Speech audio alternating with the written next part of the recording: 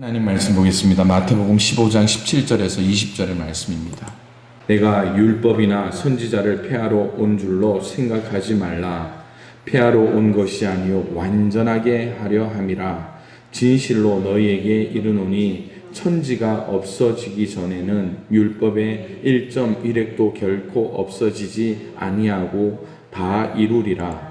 그러므로 누구든지 이 계명 중에 지극히 작은 것 하나라도 버리고 또 그와 같이 사람을 가르치는 자는 천국에서 지극히 작다 일컬음을 받을 것이요 누구든지 이를 행하며 가르치는 자는 천국에서 크다 일컬음을 받으리라. 내가 너희에게 이르노니 너희 의가 서기관과 바리새인보다 더 낫지 못하면 결코 천국에 들어가지 못하리라. 아멘.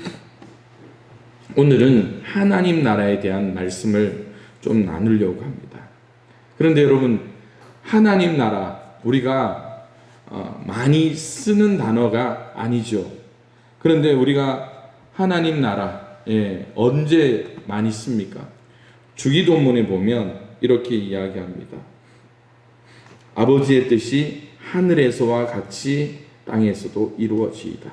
이것이 어쩌면 하늘이라는 것이 하나님 나라라는 것이죠. 그런데 왜 우리는 하나님 나라라는 것을 다 많이 쓰지 못했을까? 저는 몇 가지 관점에서 보면 이 하나님 나라라는 것을 다른 이단에서 쓸까 봐 많이 쓰니까 안 쓰고, 또 이 하나님 나라 이야기하면 지금이 더 좋잖아요. 지금처럼 편안한 시기가 어디입니까?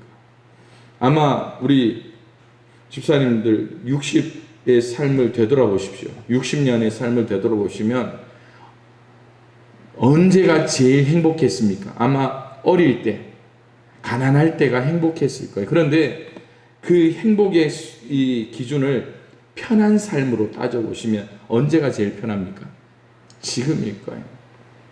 그러다 보니까 하나님 나라에 대한 기대감보다 지금 현재에 많이. 그런데 여러분 잘 아시겠지만 성경의 주제가 뭡니까? 성경의 주제가 뭐예요? 성경의 주제 이야기하면 여러분 잘 하셔야 돼요. 구약은 오실 예수님, 신약은 오신 예수님.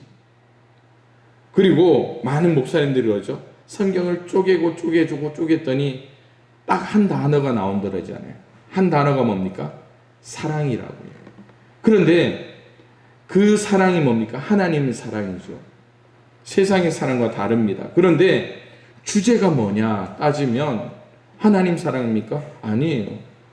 성경의 주제가 뭐냐 하면 여러분 명확하게 이야기할 수 있어야 돼요. 우리 양평교회 성도들은 명확하게 이야기할 수 있어야 돼요. 성경의 주제가 뭡니까? 성경의 주제가 뭡니까?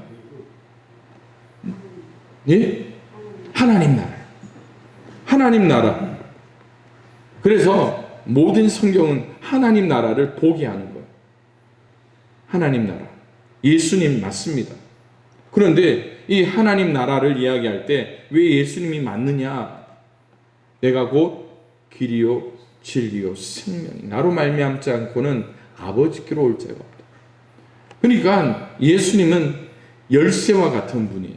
하나님 나라에. 그런데 성경 전체는 뭘 이야기한다고요? 하나님 나라를 이야기합니다. 우리 양평교회 성도들은 명확하게 이야기할 수 있어요. 세상 사람들이 그러잖아요. 성경 다 읽어봤냐고. 다 읽어봤다라고 해야죠. 성경에 뭐 적혀 있더냐? 창세기, 출애굽기 이러면서 예수님 이야기도 있고 그렇게 이야기 얼버무리면 그거 봐라, 성경도 잘 모르잖아. 우리가 왜 예수를 믿어야 되느냐? 왜 예수 믿어야 됩니까? 성경이, 교회가 무엇을 이야기하고 있다고요? 하나님 나라를 이야기하기 때문에 우리는 예수를 믿어야 된다. 그러기에 여러분, 예수님이 첫 번째 전한 복음이 뭡니까? 예수님이 제일 먼저 전한 게 무슨 복음입니까? 마가복음 1장 15절 보니까 이렇게 이야기합니다. 이르시되 때가 찼고 하나님의 나라가 가까이 왔으니 뭐라고요? 하나님의 나라가 가까이 왔다. 하나님 나라의 복음을 외치는 거예요. 그래서 하나님 나라를 보기 위해서 회개하고 복음을 믿으라라고 말씀하시는 거예요. 예수님의 사역을 기록한 복음서를 보면 예수님은 하나님 나라가 어떤 것이라고 분명하게 명시하지 않고 단지 비유를 통해서 말씀하시는 거예요. 오늘 우리가 마태복음 5장 산상수훈의 일부를 이제 본문으로 삼았는데요. 산상수훈에서도 예수님은 하나님 나라를 밭에 씨 뿌리는 농부, 그리고 보물이 감추어진 밭을 사는 농부, 포도밭 일꾼과 같은 다양한 비유를 통해서 말씀하고 있습니다. 예수님이 하나님 나라의 비밀을 감추는 이유가 무엇인가?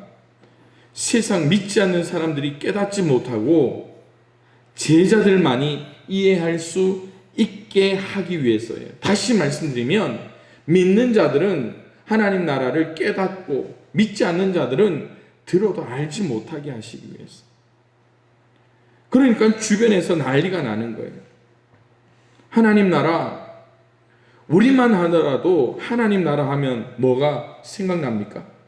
하나님 나라 이야기하면 죽어서 가는 천당, 어르신들은 꼭 이러죠.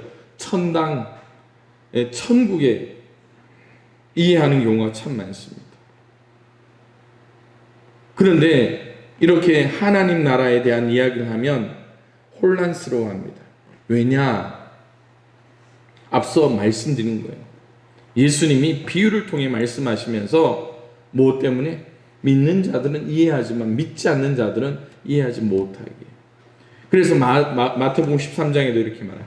내가 그들에게 비유로 말하는 것은 그들이 보아도 보지 못하고 들어도 듣지 못하며 깨닫지 못함이니라.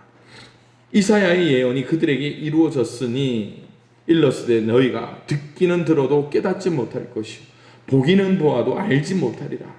이 백성들의 마음이 완악하여져서 그 귀는 듣기에 둔하고 눈은 감았으니 이는 눈으로 보고 귀로 듣고 마음으로 깨달아 돌이켜 내게 고침을 받을까 두려워함이라 하였느니라 라고 말씀하고 있습니다. 그런데 또 하나 문제죠. 그렇기에 누가복음 17장에 보니까요, 바리새인들이 하나님 나라가 어느 때 임하냐고 질문을 합니다. 아마 이 질문은 우리라도 아마 했을 거예요. 예수님께서 뭐라고 말합니까? 하나님의 나라는 볼 수 있게 임하는 것이 아니라고 해요. 그래서 마지막에 여기 있다 저기 있다고 못하리니 하나님의 나라는 어디에 있다고요? 우리 안에 있다라고 말씀하는 거예요. 이는 우리 인간이 하나님 나라가 어느 때 임하니까 질문하는 것이 뭡니까? 우리의 생각에는요, 시공간의 개념으로 하나님 나라를 받아들입니다. 시공간. 그런데 하나님 나라, 예수님께서는 시공간의 세계가 아니라 오직 인간의 마음속에 있다라는 말씀을 전하면서 결코 어린 아이처럼 하나님 나라를 받아들이지 못하면 결코 하나님 나라에 들어갈 수 없다라고 말씀하고 있어요. 여러분, 앞서 저희 집사람이 그런 이야기야. 애들이 오늘 또 교회 와서 놀았잖아요. 그런데 여자애들은 여기 모여가지고 옹기종기 하는데 남자애들은 어떻게 노는지 아시죠? 예? 손으로 레이저를 쏘는 거예요. 총을 쏘는 거예요. 그러니까 저희 집사람이 이해를 못하는 거예요. 예? 왜냐하면 자기 입으로만 소리 내잖아요.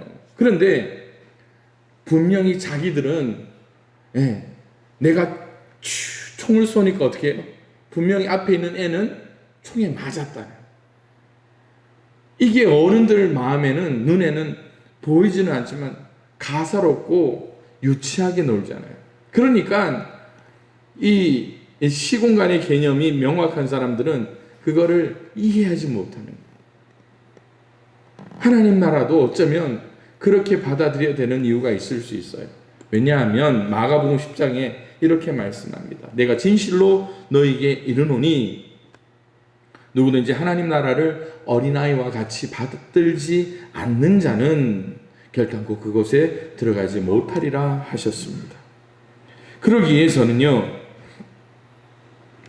이 산상수훈의 산상설교의 말씀과 또 지금까지 하나님 나라에 대한 말씀을 통해서 하나님 나라가 무엇인가 라고 저 스스로 결론을 내리자면, 하나님 나라는요, 우리가 죽은 후에 가서 사는 곳이 아니라 믿는 우리가 지금 이 땅에서 하나님 나라를 살아가는 것, 지금 우리가 살아가는 신앙생활이 뭐라고요?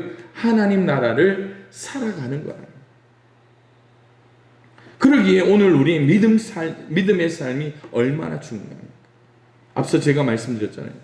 저희 선배님이 학교 졸업하면서 농사를 지어야 되겠다 해서 시골에 와서 뭐 했다고요? 나 교회도 끊었어. 학교 졸업하면서 신앙도 졸업해요. 몰라요. 그분이 지금 벌써 졸업하고 2000년에 졸업했으니까요. 지금 25년여 시간 동안 얼마나 신앙의 내공을 키웠는지 모르겠어요. 그런데 신앙생활 하지 않고 교회 생활 하지 않고 혼자 성경을 보면서 이랬다 저랬다 한다는 것은 아마 큰 삶의 오점을 남길 수 있다는 것이죠.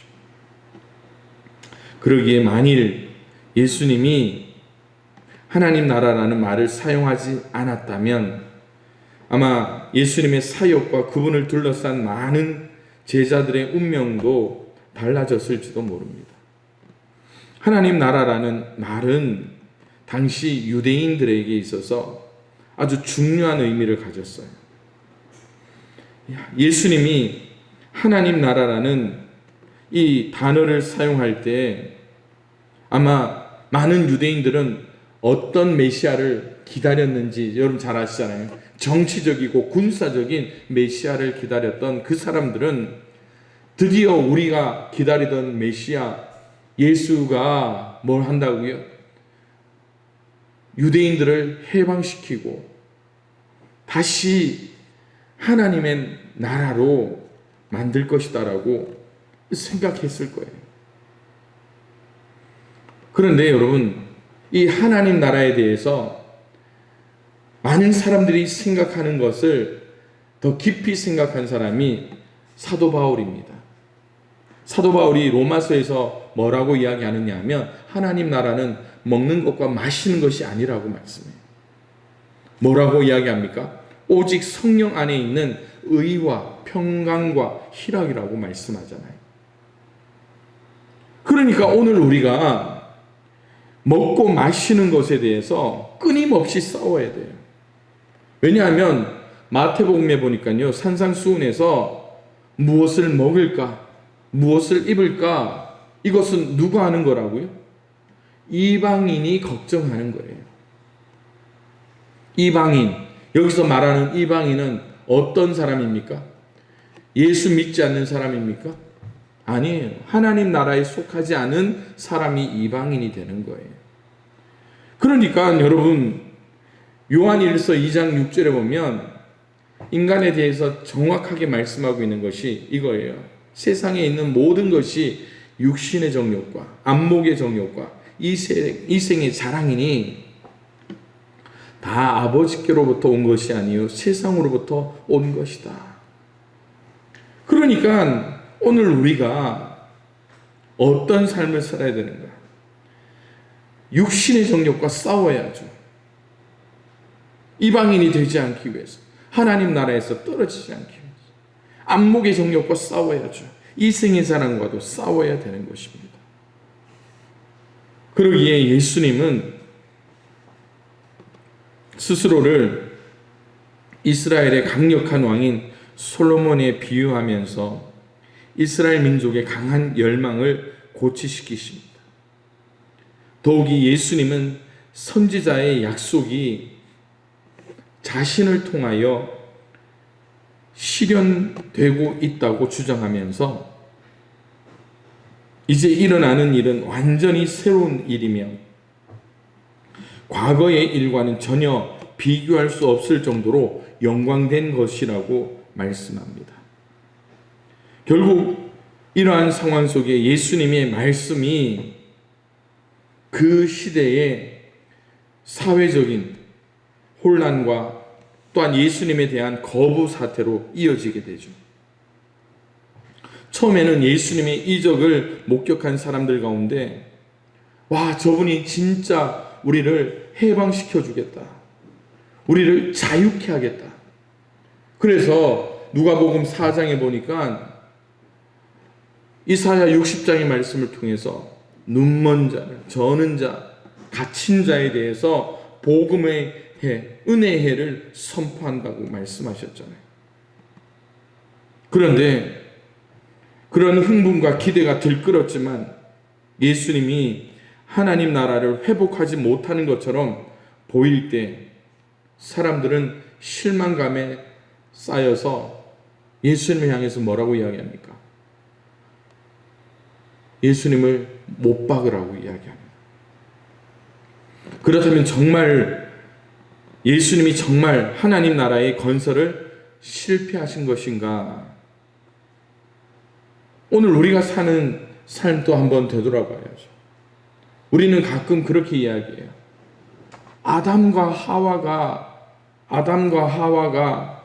먹지 말라고 한 그 선악과를 따먹어서 우리가 이렇게 고생하고 있다. 그렇게 생각하시는 분들도 있어요. 아주 성경적이죠. 그런데 어떤 분들은 그렇게 이야기해요. 2000년 전 예수님이 이 죄를 완전하게 깍 정리했으면 성경책도 깔끔할 거 아니에요. 하나님 나라가 딱 임했다. 그러면 여러분 사도행전부터 그냥 깨끗하게 없어지는 복음서로만 딱 끝나고 우리가 믿기 얼마나 편할 수 있겠습니까? 그렇다면 예수님이 정말 하나님 나라의 건설을 실패한 것인가? 답은 아니죠. 문제는 예수님이 말씀하신 하나님 나라와 일반 대중이 생각한 하나님 나라가 서로 달랐다는 것입니다.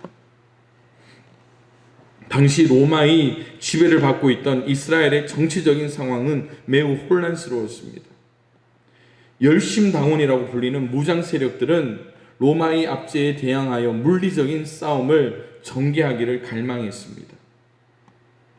열심당원의 견해에 동조하는 사람들은 예수님도 그들처럼 무장 걸기하여서 로마군에 대항하기를 기대했습니다.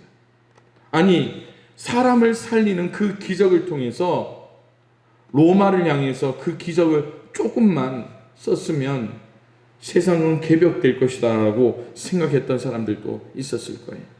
그러나 예수님은 결코 그렇게 정치적으로 군사적으로 하나님 나라를 말씀하시지 않았습니다. 우리는 사람들과 이 땅에서 국가들로 이루어진 이 세상에 살고 있지만 바로 눈에 보이는 세계에 살고 있지만 예수님은 사람들에게 눈에 보이지 않는 나라, 즉 하나님 나라를 위해 살라고 요구했기 때문입니다. 왜냐하면 하나님 나라는 이 세상의 그 어떤 것보다 더 가치 있는 나라이기 때문에 그렇습니다. 오늘 우리가 살아가는 신앙생활의 갈등도 마찬가지예요. 맨날 그러잖아요. 예수 잘 믿는 내게 왜 이런 고난을 주십니까? 뭐 때문입니까? 불평불만할 때 우리는 세상적인 가치관이 우리 속에 여전히 남아있다라는 거예요. 하나님 왜 내가 아파야 됩니까? 우리가 왜 이런 문제를 겪어야 됩니까? 그런데 그런 우리의 불평 속에는요, 하나님 나라를 제대로 이해하지 못하고 불평할 때가 많습니다. 성공에 대한 개념도 마찬가지예요.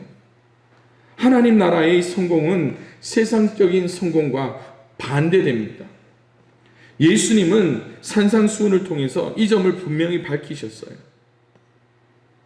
마태복음 5장에 보면 팔복이라는 것을 통해서 심령이 가난한 자는 복이 있나니라고 말씀합니다. 애통하는 자, 온유한 자, 의에 줄이고 목마른 자, 의를 위하여 핍박받는 자, 그들이 복되다라고 말씀합니다. 우리 생각과 다르죠. 심령이 가난하기보다는 뭐든지 풍족하기를 원합니다. 애통하는 자보다는 즐거운 자, 의에 줄이고 목마른 자보다는 그래도 많은 것을 가진 자, 배부른 자, 의를 위하여 핍박받는 자보다는 핍박받지 않고 평안한 자를 우리는 갈구하고 있어요. 그런데 예수님이 말씀하신 이 팔복, 우리가 읽었던 본문의 말씀을 보면 예수님이 말씀하는 하나님 나라의 원리는 우리의 생각과 전혀 다르다라는 거예요. 왜냐하면 천국이 바로 그런 곳이에요. 다시 말씀드리면 하나님 나라가 바로 그런 곳이기 때문에 그래요. 로마서 1장에 14장에 뭐라고요? 오직 성령 안에 있는 의와 평강과 희락이라. 많은 것을 가지고서는 우리가 의롭지 못하고 평강과 희락을 누리지 못한다는 거예요. 심령이 가난한 자, 애통하는 자, 온유한 자, 의에 줄이고 목마른 자, 의를 위하여 핍박받는 자, 그들의 삶을 볼 때에 그들은 최소한 의와 평강과 희락의 그러한 열쇠를 가질 수 있다는 것이죠. 따라서 이 세상에서 높아진다고 해서 반드시 하나님 나라에서도 높아지는 것이 아님을 우리는 말씀을 통해 깨달아야 된다는 것입니다. 사랑하는 성도 여러분, 오늘 우리는 비록 이 땅에 살고 있지만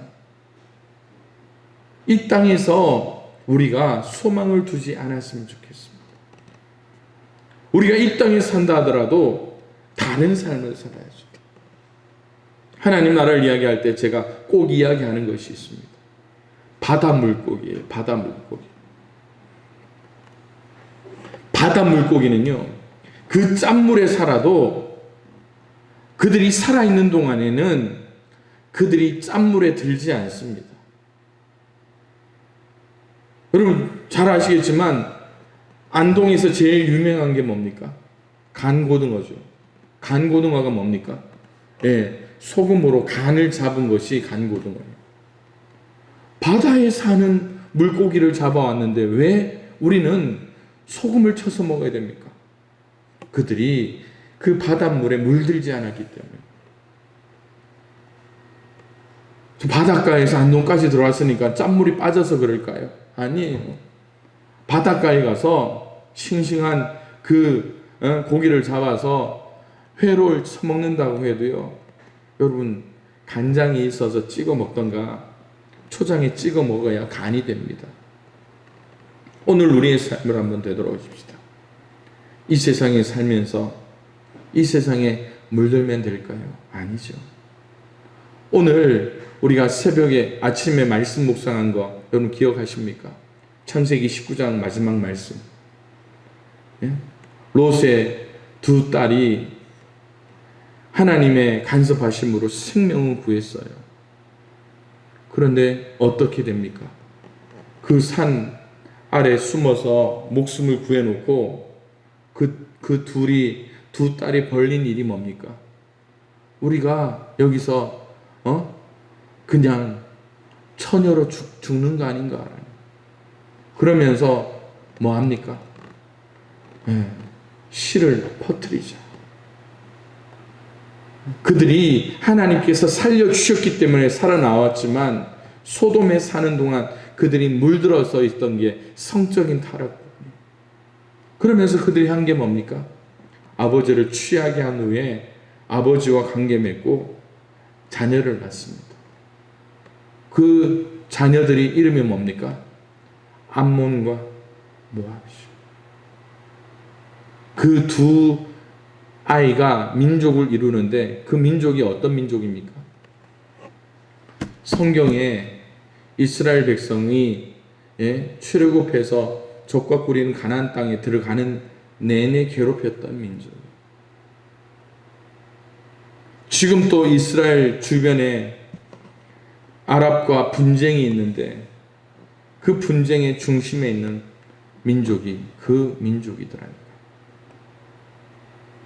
오늘 우리의 삶도 마찬가지입니다.